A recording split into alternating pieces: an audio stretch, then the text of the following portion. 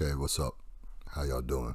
Is there anybody out there tired of seeing black people kill each other? How did we get to this spot? We got a couple of situations here. Let's start from the beginning. Slavery. Slavery said, you know what? We're going to do something different than what anyone has ever done before in the world. We're going to break up families and we're going to keep them broken. The Willie Lynch Manifesto. So now you have slavery, then you have Jim Crow, and only recently, and I just turned 61 yesterday, how the hell did I not realize that when Lincoln pushed for the abolishment of slavery, that people were given land, and the reason why all these black people were being hung from a tree was because there was somebody white who wanted their land. Now you go through all the little machinations, even to this very day, in voting rights alone.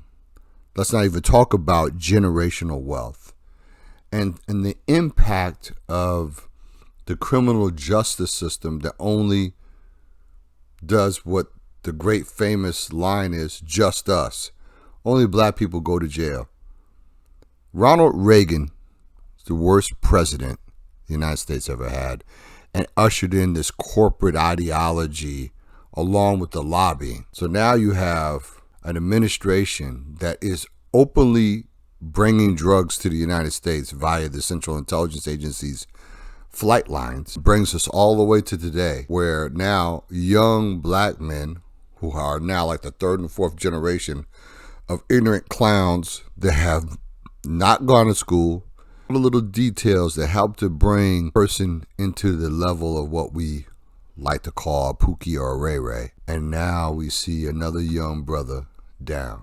And here's a brother that is a multimillionaire with Migos throwing some dice at 2 o'clock in the morning in Houston, and now he's dead. And you look at how many of these crimes, whether it's just street people in the community that are killing other people from the community, to rappers getting killed left and right, to the injustice of the American system, and you combine it together, all the different details, and the people that always end up at the bottom are black American people. And you have to fight really hard if you come from these communities to break away from the community and break away from the ideology and the attitude of these communities. But there's some brothers and sisters that embrace it fully, not understanding that they are being manipulated. They are being hoodwinked. They're being led astray. This is what Malcolm tried to tell you before. There's a reason why Malcolm is gone. Fred Hampton is gone. Martin Luther King is gone.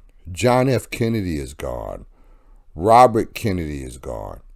All those deaths have connective tissue to an ideology that we were supposed to embrace that we don't embrace.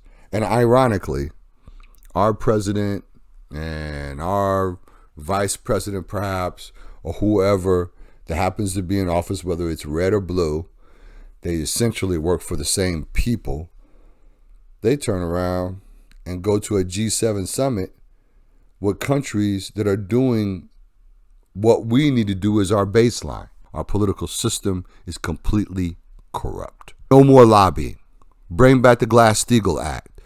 Make a cap of no more than $250,000 for political monies. I don't care if it's a national election. We need a third or even possibly even a fourth party to balance ourselves away from this, oh, you got to have a red hat, you got to have a blue hat. We got a lot on our plate, but we start with getting rid of lobbying. 100%, no more lobbying. It's completely outlawed. And if you're paying somebody on the side, under the table, you're giving them a house, you're giving them a car, you're giving them a prostitute, you're giving them cocaine, you go to federal prison. Square up these drug laws. And let's have a clarion call out to all the organizations that call themselves black organizations, starting with a bobblehead clown Sharpton, who always shows up when a white cop kills a black person, which I hate. and everyone hates, but you don't show up for the 100 deaths at the hands of black people on other black people. Essentially, what we have now is black people, young black men that are thugs in the communities across all the major cities. They're the new Ku Klux Klan. I will say it again. The young brothers that are killing other black people are the new Ku Klux Klan. And they're so stupid, they don't realize how they've been manipulated. Lack of education, lack of generational wealth, lack of opportunity. And then you make a decision, though. You make a decision to go out of your house, carry a gun that probably was provided to you by these very same people to make sure you do commit crimes in your own community. And you commit crime. Shoot up the place. And the Republican Party with a red hat and Bloods and Crips. And the people that at the very top that make all the money and influence you through their lobbyists laugh all the way to the bank